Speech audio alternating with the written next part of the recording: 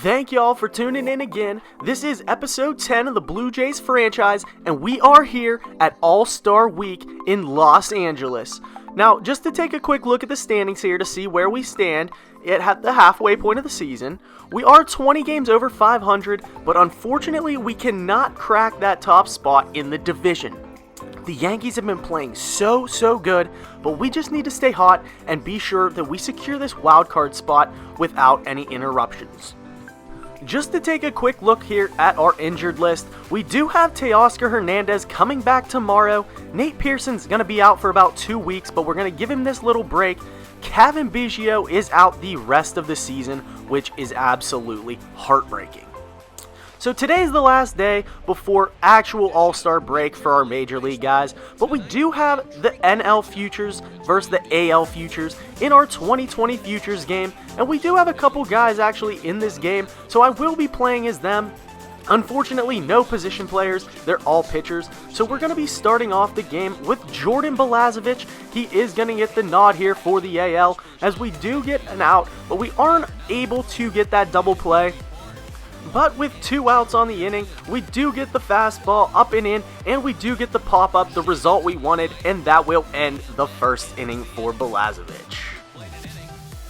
We go now to the bottom of the second, 19 pitches into the ball game, and he gets a check swing for a strikeout. That was a beauty. The 3-1 count now, and it is grounded hard to first base. They will make the play over there, and now the full count with 2 outs in the inning, and it is going to be a looper over to left field. We are underneath of that, and that was a very good 2-inning outing for our boy Balazovic. And in comes Alek Manoah now, as it's usually customary for the starters to only go a couple innings in the ball game. Manoah gets a strikeout here for out number 1, and then a quick strikeout for out number 2 as well. Here now with 2 outs in the inning, this ball is seared down the third base line, and that is going to roll all the way to the left fielder there, and with great speed on the base path, he is going to be in there with a double. Manoah gives up the 2-out double now, and he cannot put this batter away. The 1-2 count got a little bit too much of the plate, and that is of course going to score the guy from second, and that is another double. Back-to-back doubles, and a third hit comes through on the inning after a walk. The play at the plate is not in time, and they are going down 2-0 as we advance now all the way to the bottom of the 7th. The AL is winning 4-3, and we go to Woods Richardson here in the 7th as he gets a strikeout for out number 1. Unfortunately, he allowed a walk, and that base runner gets all the way up to third on the wild throw and the hit.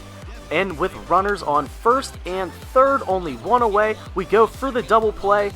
Unable to make the throw over at first, so I don't entirely give that an earned run, but he did give up the run and the NL Futures win.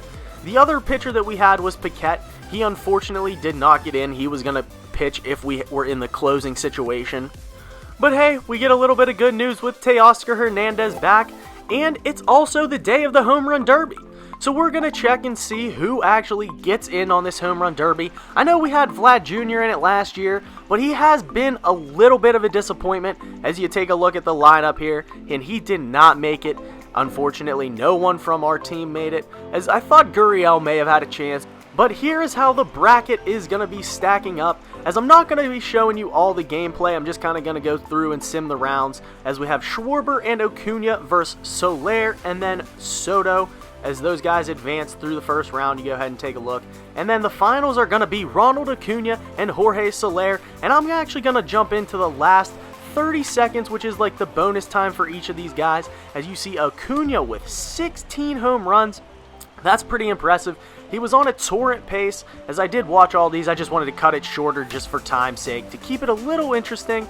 And 3, 2, does this have enough? No. Acuna hits 16 in the final round, and then we have bonus time here for Soler as he hits 14 with 20 seconds left. He just keeps pulling these foul. They do have enough, but he is just not getting them. There is number 15, and his last one is up, and it is deep enough. But no, they say it is a foul ball. He just missed that home run to tie it up to send it into extras. And Ronald Acuna is going to be the winner. He hit 16 in his final. And here's just a quick little look at his round by round, going 9, 13, and then 16.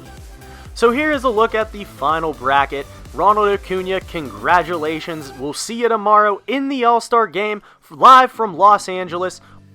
Welcome everybody to Dodger Stadium. We are here for the 2020 MLB All-Star Game, the American League versus the National League. This is a beautiful day in baseball. The Midsummer Classic is upon us, and we look forward to a great game. Here are the starting lineups, and as you can tell, we do not have anybody in the starting lineup. We only had one lone soldier out there for the All-Star Game, and that was Vlad Guerrero, and he is definitely going to be on the bench. Only a 75 overall, and he has not been performing to expectations this year. But we take a look at some of the All-Star action here. I did play a little bit just to kind of get familiar with the team and see what it was about. But we do get a little bit of action going as we are unable to score, unfortunately. And then we are going to have Justin Verlander on the mound. He's very good. He's having a great season right now. Unfortunately, he did give up that hit, but he is working around this as he does get a strikeout now of Christian Yelich. And then in comes Giancarlo Stanton here into the top of the second as he's going to hit this ball against the shift and get himself a single in this ball game. And then another crushing blow out there to deep center field. But unfortunately, that's going to be caught out there. And we are heading now to the bottom half of the inning where Verlander is staying in. A ball hit right into the shift. A nice play made over there. Verlander was pretty much dealing in this ball game. He could have went a lot longer, but I wanted to respect kind of the guys and get the bullpen involved.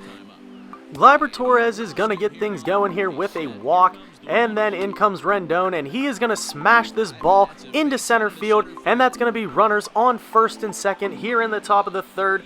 And in steps the hometowner, Mike Trout, and he is sending this ball deep to center field. Does it have enough? It is out of here, and it is in the netting. That is a 3-run blast to get us started. In the top of the third, it is a 3-0 ball game, American League. That one was shot out of a cannon as Mike Trout of the LA Angels gets a home run here, gets the scoring going now in the All-Star Game, and that one was absolutely pummeled. The AL goes now to Severino of the Yankees, who is absolutely tearing it up. He has one of the lowest ERAs on the season and one of the most wins as the Yankees just continue to dominate as he gets a couple nice strikeouts here. And then Christian Yelich takes this ball to left center field, clearing the wall. It doesn't quite get to the netting, but there's going to be a souvenir for these ones. That is a home run, Christian Yelich. It's now a 3-1 ball game here in the bottom of the fourth. I went to quick manage and changed some pitchers, and the game kind of glitched on me as it took every single pitcher away, even our other one. That I do stand corrected. We did have Ken Giles. I forgot. Ken Giles did make the All-Star Game, but we glitched out, so I couldn't throw him. With only Chirinos and Roberto Osuna available, I kind of just had to pitch them. It did not go as planned. Hopefully the next All-Star Game doesn't glitch out, but we are going to throw Vladdy in here now as a late substitution. He does come in to play first base for Miguel Cabrera, the entire veteran who's batting like a .315 this year. He made the All-Star Game. So Vladdy comes in and gets his one at-bat in the top of the ninth, and he goes down swinging at the nasty slider. The American League does win, and unfortunately that is not determined the home field for the World Series anymore, but we do get a nice win, and it feels good for the AL and Vladdy and Ken Giles to get the victory as we now head into the AA All-Star Game, the Eastern League West versus the Eastern League East. We are in the East, just a heads up for you guys. We do have 3 guys starting in this game, but I chose Geraldo because he just came off the injury and he is hitting the ball so well. He has great contact, and we have high potential for him. As we see, he slaps this ball over into the right field gap. The other ones were the catcher Moreno and the right fielder Canane. This ball is hit. This is another one of our guys, Moreno, as he hits this ball to deep center field. Unfortunately, it was caught. You can take a look here as we had Conan come in. He went 0 for 3. Geraldo went 1 for 4, and Moreno also went 1 for 3. Here now we go to the AAA All-Star Game where we focus on Jerome Kaiser. Nonetheless, he slaps his ball out to center field. That one's going to be caught, but it was very well contact. He is a switch hitter, which I do like. He can mix it up, and he gets this ball hit right to the first baseman. He does beat it out. He has great hustle, not great speed, but he does have enough to get us going, as this ball is slapped over into left field, and it does not get us moving. And Paquette was the other guy that we had in the All-Star game. He has been killing it as a closer.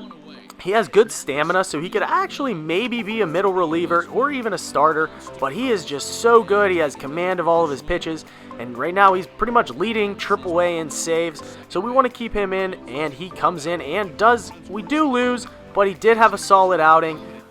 Paquette was a little upset he didn't get to pitch in the Futures game, but he does get to show off in the AAA All-Star game a little bit, and fortunately for these guys, they got to get back at it. They got to get on the road, and they're all playing tomorrow. MLB gets 2 more days off for us, so luckily our guys will be well rested, and we'll bring you a lot more action. We got the second half of the year, we got the trade deadline coming up, so stay tuned for more, subscribe, hit that like button. Thank you guys.